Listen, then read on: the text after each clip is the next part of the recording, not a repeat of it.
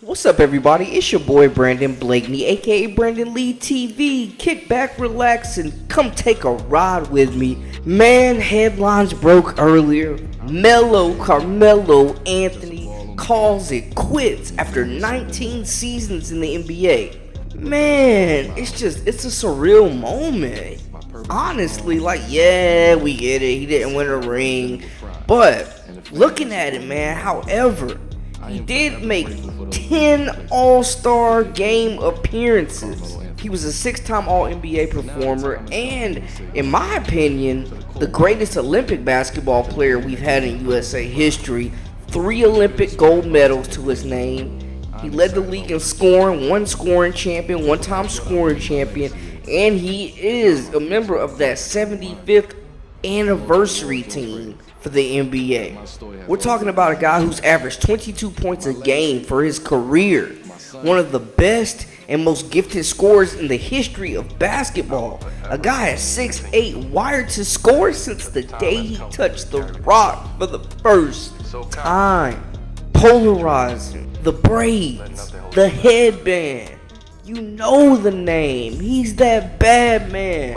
Bro, Melo been giving out buckets for damn near 2 decades. Like, seriously, it's just crazy to see that now LeBron is the last remaining member of that legendary 2003 class with D. Wade and Melo and Bosh. Man, I hate that Melo didn't get a ring, and I absolutely feel like he's a guy that could still give more to the game. I think he still got something left in the tank, man. Like, there are not 200-300 players better than Melo right now, bro. Taking a look back at his illustrious career, dope career, polarizing career and influence, man. Whew. Let's get into it. You are now locked into the Live with Brandon Blakeney podcast. Here is your host, Brandon Blakeney. So Melo's journey starts in Brooklyn, New York. He started playing there, but moved to Baltimore at 8 years old with his mom. His dad had died when he was 2, so it was just them two. He went on to Baltimore and really made a name for himself playing at Townsend Catholic High School. For 3 seasons, he was giving out work. He was a guard initially, but right in 1999, he grew 5 inches in 1 year. And from there, his career took off. He won all kinds of Player of the Year awards in Baltimore, averaged over 20 points a game his junior year. His team won a lot of games. He was killing it, even on the travel ball circuit, going into his senior year with the Baltimore Select, hooping, just doing damage at the Adidas-sponsored tournaments. He was playing with USA Basketball, where he first met his now longtime friend and draft mate, LeBron James. Scouts was talking about Melo, taking notice of his game. During that run, he was killing with Team USA. Then he went on to kill his senior year at Oak Hill. Now, before he got to Oak Hill, the reason he went there, he said that he was struggling in the classroom. His grades were slipping because of all the distractions from the newfound attention he was getting from killing it on the court after his junior year. He was skipping class, doing stuff he wasn't supposed to do, and his grades ended up falling to below a C average. He had committed to Syracuse, but at this point he didn't even qualify to go there yet. His ACT was too low. The opportunity to go pro was still there as well. Scouts thought that he was too skinny at one point in time for the physicality of the pro game. The way he performed the summer going into his senior year, then killing his senior year and just dominating at the All-Star games, but we'll get to that. So to refocus, Melo went out to Oak Hill in Mount Wilson, Virginia. If you've ever been out there, there's nothing out there but ball and books. He went there to get back on track academically and play under one of the greatest coaches to ever do it, Steve Smith. At Oak Hill, he became the household name, a program that continues to produce some of the most talented prospects in the country to this day. Melo was giving out straight works on a national level for Oak Hill. He was one of the most highly touted prospects in the class of 2002, arguably the best in the class A lot of people would agree. He dominated his senior year, killed in the McDonald's All-American game, leading all scorers, won the dunk contest, and then dominated at the Jordan Brand Classic. At this point though, he still hadn't qualified academically for Syracuse, and with all the pro hype growing around him, some even in his family thought that he might just skip college altogether and go to the league. But eventually that April, he did end up qualifying, and he took his talents to Syracuse, where he had one of the best freshman years ever in the history of college basketball under Coach Jim Boeheim. He averaged 22 points and 10 boards a game and led them to their first ever national title, ever. And he was named most outstanding player in that NCAA tournament. Bro was killing. They ended up beating Kansas in the championship. Bro, Melo was just doing his thing, man. Like, just did not look like a freshman out there. From day one, he walked on campus. Melo was the goods. He was ready. Rumors that he would stay longer than a year at Syracuse were put to rest, because after that big freshman year, that's all it took was 1 year. The NBA was calling. So he declared for the draft, and he was drafted third. We know the story. He was notoriously drafted third because the Detroit Pistons passed on him to draft Darko Milicic. Could you imagine if Melo would have joined up with that starting five with Billups and Rip Hamilton and Tayshaun Prince and Shee Wallace and Ben Wallace? Man, boy would have had about 2-3 rings. But anyways, so he went to the Nuggets, and he was a star from day one. And for the next 8 years, he was the face of their franchise. They made the playoffs every single year Melo was in Denver. But they only got out of the first round once, and that was in 2009. Probably their best team when they made the Western Conference Finals. Unfortunately, man, Melo was caught in a tough spot between Kobe and the Spurs dynasty. It was tough times in the West. They lost to the Lakers in 6 that year in the Western Conference Finals. Denver was the 2 seed in the West. The Lakers ended up winning the ship. Melo was the league scoring champ that year. He averaged 28 a game. And man, honestly, when AI joined that team, it was so fun. Like, I wish they would have accomplished more. But just watching those two guys come together, man, can we just take a moment of silence for these two right here? And just look at a little bit of this film. With Kenyon Martin and J.R. Smith, I loved Andre Miller too. They were like my favorite team to use in 2K, no cap. But on the court, man, they just never got it done. The year I got there, the previous year, they won 17 games, right? So I get there and we make the playoffs, right? So we created a culture there in Denver. We changed the uniforms, right? We went from traditional, navy blue and maroon and burgundy to Carolina blue, right? Like sky blue and Denver blue now. Like, you know what I'm saying? So we changed the culture in Denver step by step. And because we knew that a lot of people didn't want to come to Denver. They wasn't going to come to Denver. We wasn't going to get no big stars that, to actually come to Denver. So we had to really create a culture here where people wanted to come. And our culture was, we're going to play fast. We're going to play fun. We're going to play hard. We're going to fuck you up if you know what I'm saying? Like, we're going to, this is who we are as a team. And as we want people to know that when we play Denver. Listen, and people don't understand. People don't realize that. When we played together in Denver, he was averaging 26. And he was averaging 26 that year. I think he was averaging like 27 or something like that. I was like 24 or something like that. But this is what he was doing. And then he leaves and it happens like a snap of a finger. He gets traded to Detroit for Chauncey, right? So it's like, I'm on the fence now. I'm like, emotionally, I'm like, damn, hey, this is my brother. Like, this is my guy.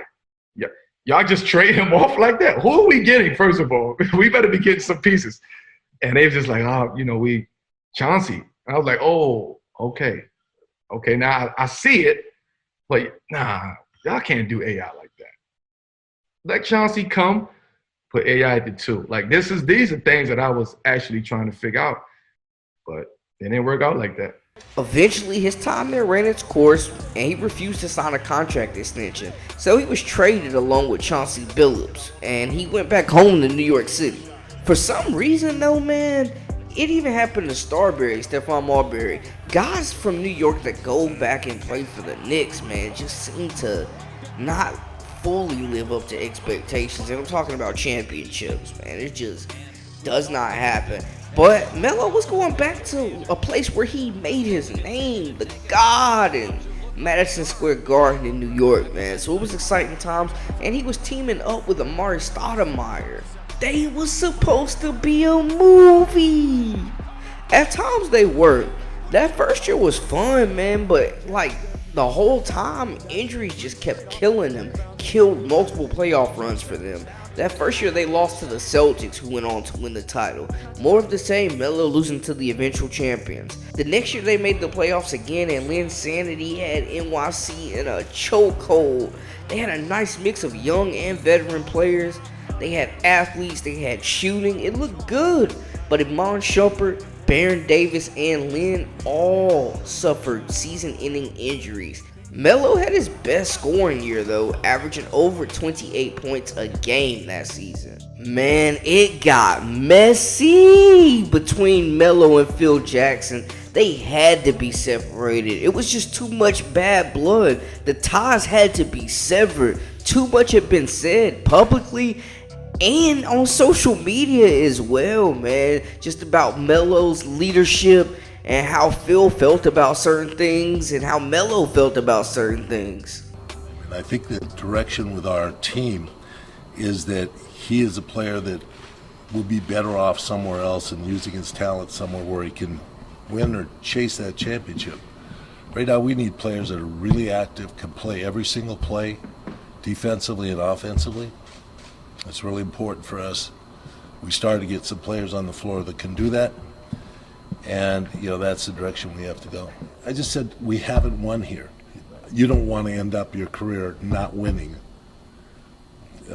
This is not something that, you want to have labeled on your career. You want to get to that territory where you have a chance to win. And I said Carmelo holds the ball, so he knows that he holds the ball, but he knows how to play in this offense. But that became a sticking point. I reached out to Melo immediately after that, when that became like some press news that became big news, like Phil criticizes Carmelo. I did criticize Carmelo. We talked about it in his contract signing. You hold the ball. You only get so many of those in the game. You have to keep moving them all. So I reached out to him right after that and tried to, continue that communication. There's a number of little gaffes like that, even after the spots on the leopard tweet that I threw out there that was come back at that ding, was not meant for him, but it came out that way. And I told him I'm really sorry that happened. So, we tried to connect a couple different ways. And I'm a guy that's, here. I come to practices. I'm in the cafeteria. My door's open in my office. Holding the ball is not a criticism. That's what he does. Melo didn't bring Joakim Noah with a 4-year, $72 million deal.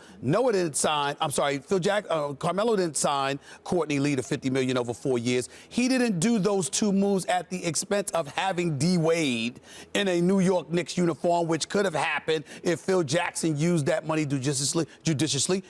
Carmelo Anthony did not hire Derek Fisher as the coach, who had no experience whatsoever. Carmelo Anthony did not push Mike Woodson out the door, a name that doesn't get nearly enough recognition. He's an assistant coach with the Clippers right now. He was the head coach of the New York Knicks. They won 54 games, the Atlantic Division crown, catching the division crown for the first time in 13 years. These were all moves made by Phil Jackson. And Max, here's the bottom line. Phil Jackson is trying to find a scapegoat to cover over and gloss over the stuff that he did. He is trying to pass the buck with accountability, and his target is Carmelo Anthony. And Carmelo Anthony, from what I'm told, is furious. You understand? He should. His family, his friends, telling them, be cool, play this. They're supposed to be on the same team. Don't take the bait. But Carmelo is furious, and I said what I said on SportsCenter. I'm going to end it by saying this. I cannot emphasize this enough. And I'm looking into the camera. Carmelo Anthony does not like this man. This is not some situation where, it's a little disagreement. Carmelo Anthony does not like this man. It has to sever. As long as Phil's going to be there, Carmelo has to go. Like, I'm going to do it the way that I want to do it, right? I got to bring in the personnel in here to fit the system that I'm trying to run. This guy doesn't fit in the triangle. This guy doesn't fit in the triangle. I don't want these type of guys. So he started slowly picking the team apart and putting in his pieces that he felt would work in that triangle. But also, we was at a pivotal time in offense, right? And just in the game where it was going at, because the triangle, it works. But now the game is getting faster. Guys are getting quicker. Guys are jumping out the gym. It's like, no, we can't slow it down when we got a fast break.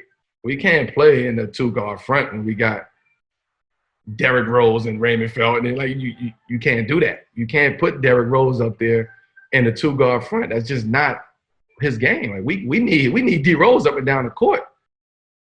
We go get Joe Kim because, again, we started slowing the game down. And that's where you see guys wasn't comfortable in that situation. I was one of them, but because I wasn't comfortable in it, I decided to give it a chance. Like, damn, let me figure this out. Like, let me really learn the triangle. Let me study the triangle. Let me get it to a point where, Phil, you got to come to me and say, yo, you manipulating my triangle. Like I wanted to become the student of it. And I was talking to Kobe all the time just about the triangle and just how to do things. I would call MJ and just get little pointers on him on how to play the triangle. But it was very hard because it wasn't hard to learn it. It was hard to execute it because the personnel wasn't there. But also, Phil, you wasn't the coach. Right. That's an important distinction to make, I think. Right. Yeah. Phil, you wasn't the coach. So because you wasn't the coach, it wasn't going to run the way that you expected it to run. If you want to coach, you come down here and coach, and we would listen. We could run this triangle all day long. And then on top of all that, there was the posse comment. There's different words that different people use in different ways. To some people, the word posse might not mean anything. It just might be a word. To some other people, it could be a derogatory, statement. And it all depends on who you're mentioning it to, who you're talking about in that sense. So, in this sense, he was talking about, 5 black men in this situation. And do I think he meant it in any kind of way? I really don't know.